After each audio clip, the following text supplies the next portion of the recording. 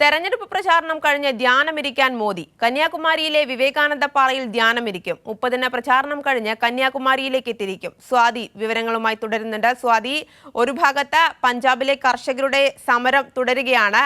അതേ സ്ഥാനത്താണ് മറുഭാഗത്ത് കന്യാകുമാരിയിൽ ഇത്തരത്തിൽ തെരഞ്ഞെടുപ്പ് കഴിഞ്ഞ് മോദി ധ്യാനമിരിക്കുന്ന ഒരു അവസ്ഥയിലേക്ക് കാര്യങ്ങൾ എത്തുന്നത്. എങ്ങനെ വിശദീകരിക്കാം?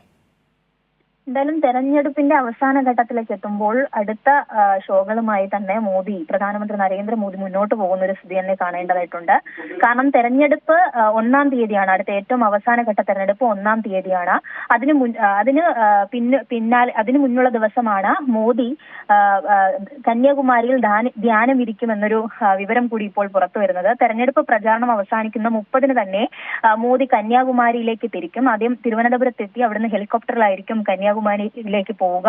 30-ന് പ്രചാരണം കഴിഞ്ഞ് കന്യാകുമാരിയിലെ വിവേകാനന്ദ പാറയിൽ 2 ദിവസത്തേക്കായിരിക്കും ധ്യാനമിരിക്കാൻ ഉദ്ദേശിക്കുന്നത് എന്ന വിവരങ്ങളാണ് പുറത്തേക്ക് വരുന്നത്. ഇത് കഴിഞ്ഞ ലോക്സഭാ തെരഞ്ഞെടുപ്പിലും, അതായത് 2019-ന്റെ അവസാന ഘട്ടത്തിലും ഇതുപോലെ കേദാർനാഥിൽ മോദി ധ്യാനമിരുന്നിരുന്നു.